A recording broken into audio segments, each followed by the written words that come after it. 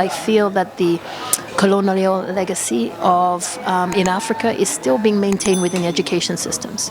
And so for me, we can only start to make a very strong impact on the mentality of the next generation of young Africans when we expose them to a different experience, an experience that doesn't tell them every day that they are inferior, an experience that doesn't show them every single day that they are second or third class citizens of the world, but actually to educate them holistically, to understand that they are some of the oldest people on this planet, the traditions are some of the oldest on this planet, but not only that we are kind of these archaic historical museum pieces, but that we are actually the creators of the future. I'm a king, yes.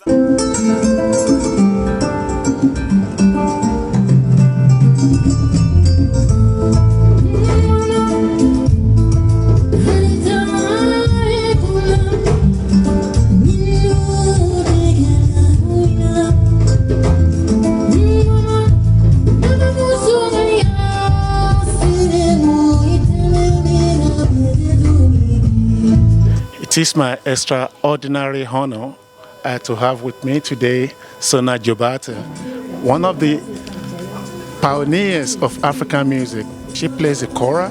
She comes from the Gambia, and today she is with us at the Sphinx Festival. Sona Jobarteh, welcome. Thank you. How did you get into music? So my name Diabate is what is recognized as a family that has been in this tradition of playing instruments like the Kora. Kora is just one of them. It's a very old tradition, so that means being part of that family, being born into that family, means you're being born into the environment of that musical heritage. So for me to take up music, it cannot be a surprise. But of course, the more difference is not that I did music. The more difference is the fact that I took up the Kora. Yeah. For you, it's normal. That's how you say it. But for a girl, a lady picking the Kora, because it's normally men who do that. I guess I had an attraction to the instrument from a young age. So I've heard, obviously I don't remember that, but so I think what made me fortunate and put me in this position today is the fact that I had members of my family who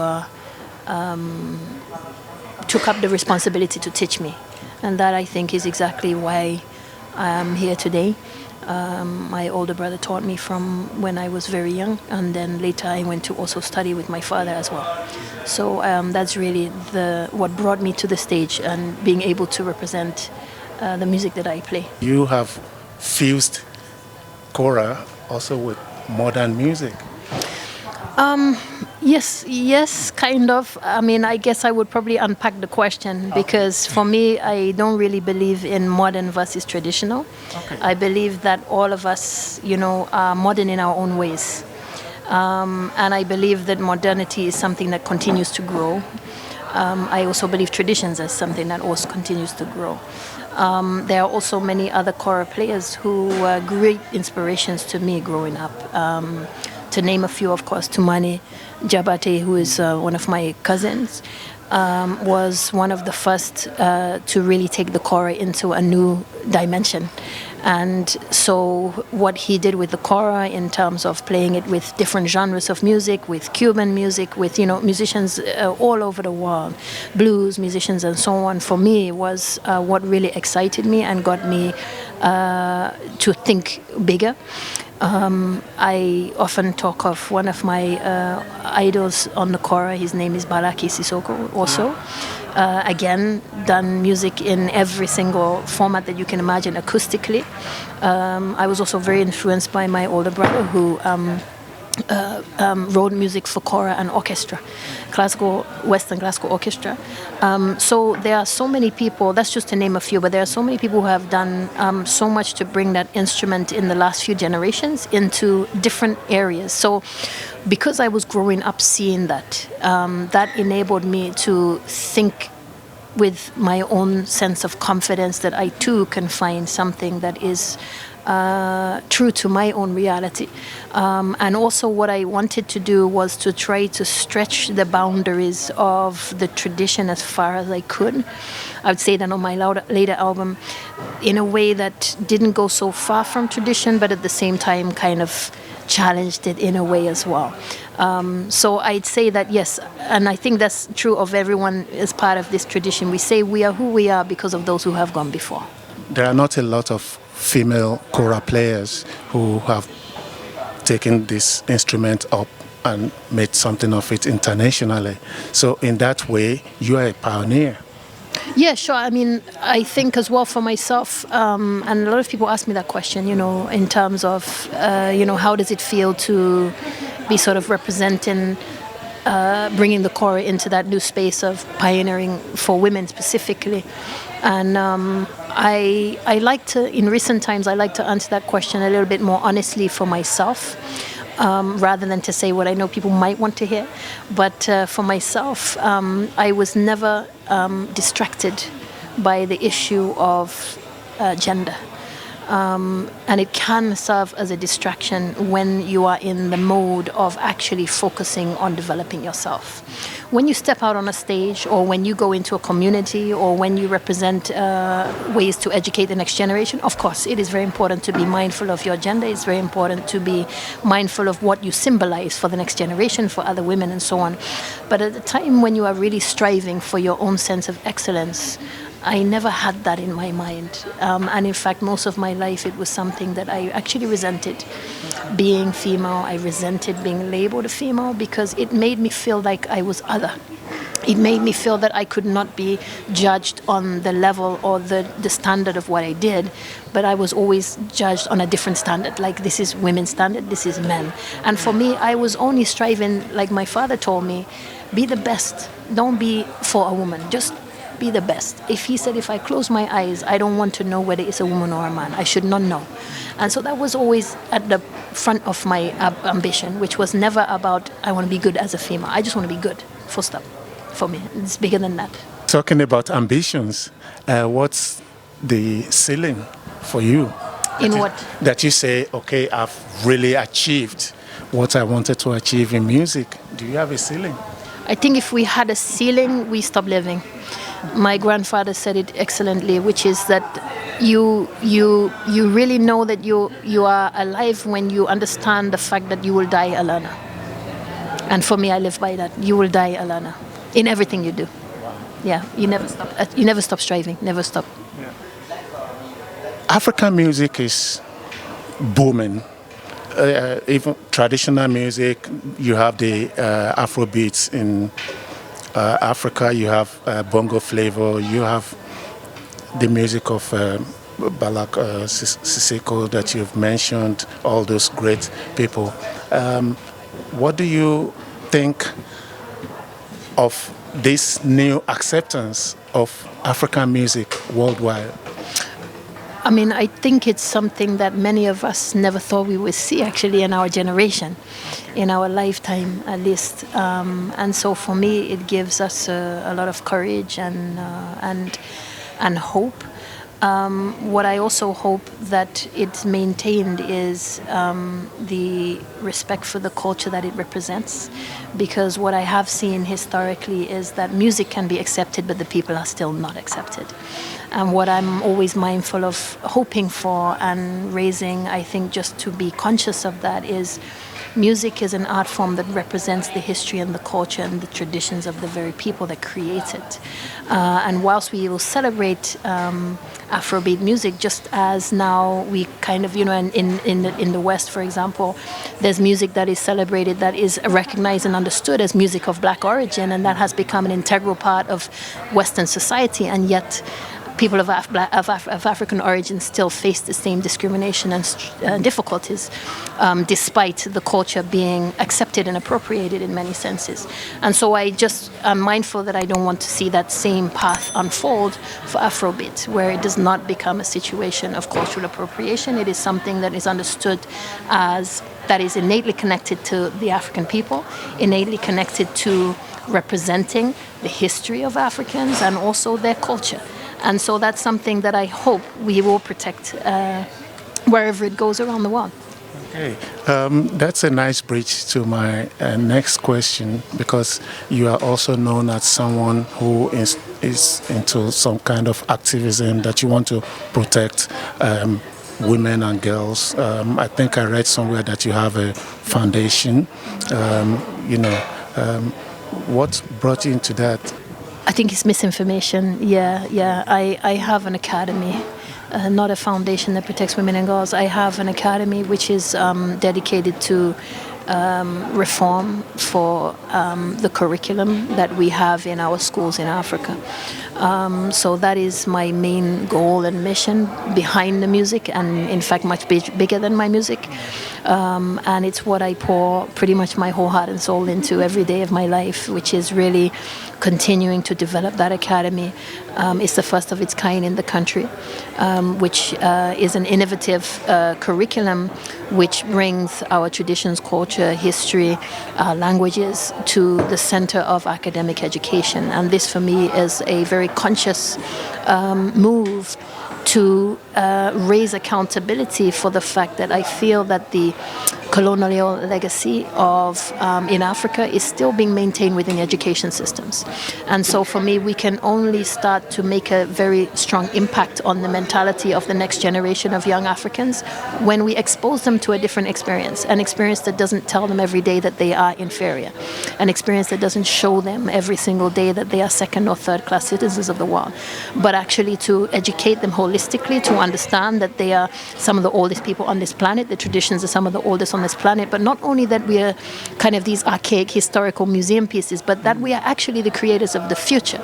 We are the population who have the youngest youth on this in terms of demographics. We are also undoubtedly the continent that provides and produces pretty much most of the world's resources. So when we are continuing to have a mentality that always defaults to being somebody that needs to be supported or helped or aided by the West, we cannot be surprised that we see the outcomes that we do.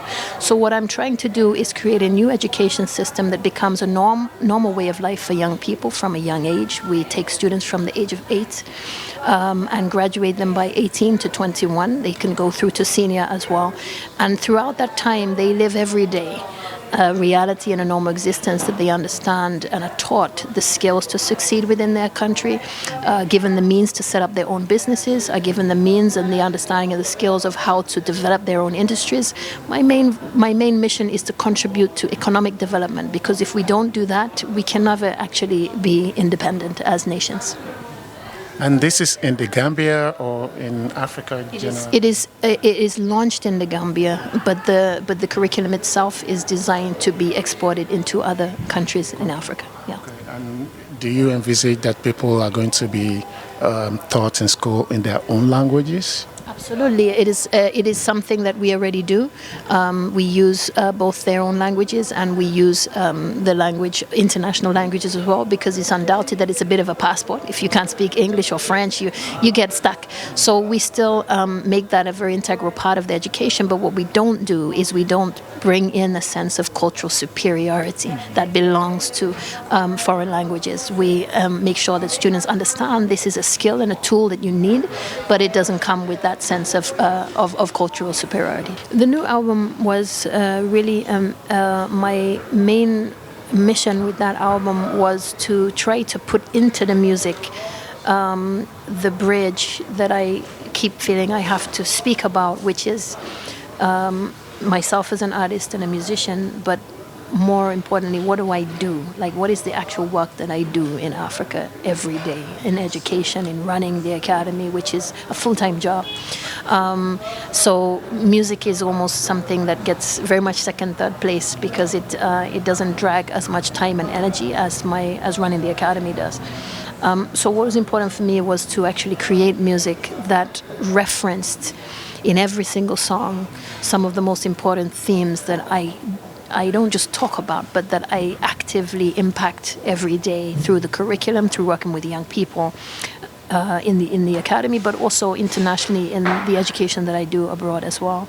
I wanted to I think, touch on an older concept that I feel somehow has been a little bit distanced now, which is, the active role of the griot in ancient society was really to be as much a contributor to society as they were somebody who represented it.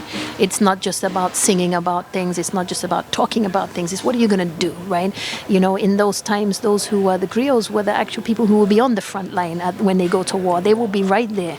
It's not something you sing about. You're there. You're willing to sacrifice your life for what you sing about. And so what I'm really doing as well in this album is recalling some of that, right? And singing and talking about things I'm actually very much involved with on a daily basis, and something that I would love more artists to do, because whilst we are incredibly powerful as members of society who can raise awareness about things on the stage, it's also very important we also do what we speak, because I think that we have a unique position to make change that is not connected with political bias and so on. And I think that is something very unique. We also have a medium of communication, which is music, that is far more powerful than any words.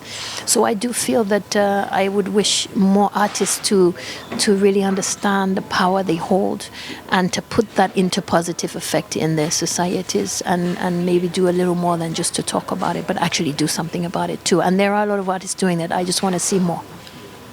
I'm really happy to hear this, because that's one of the things Africa Web TV is also trying to tell Africans. You are kings and queens, and people should not be looking up to some people for something.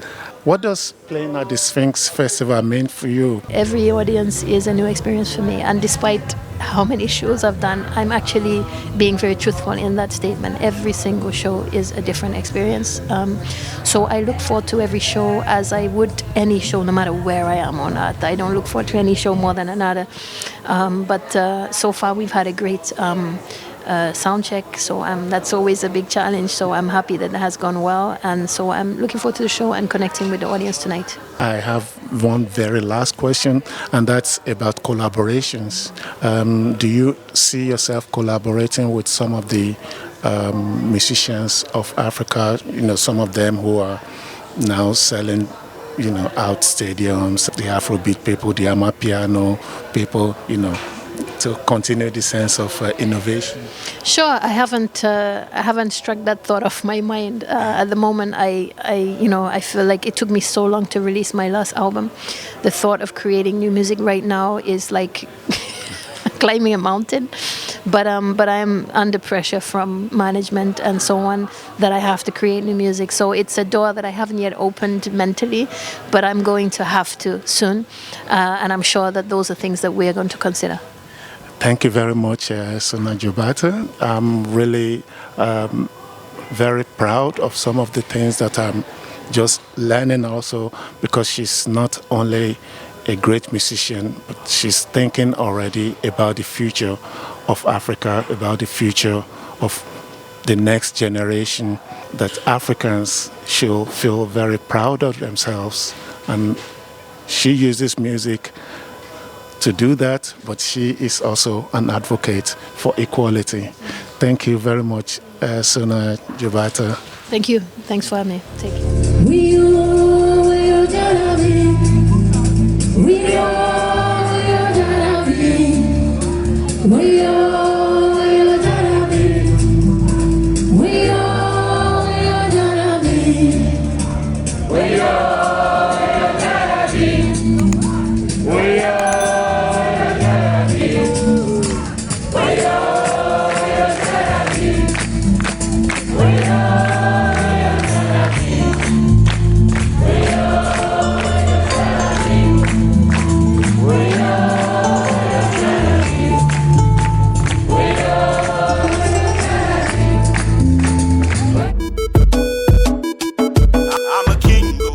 I'm a king, go.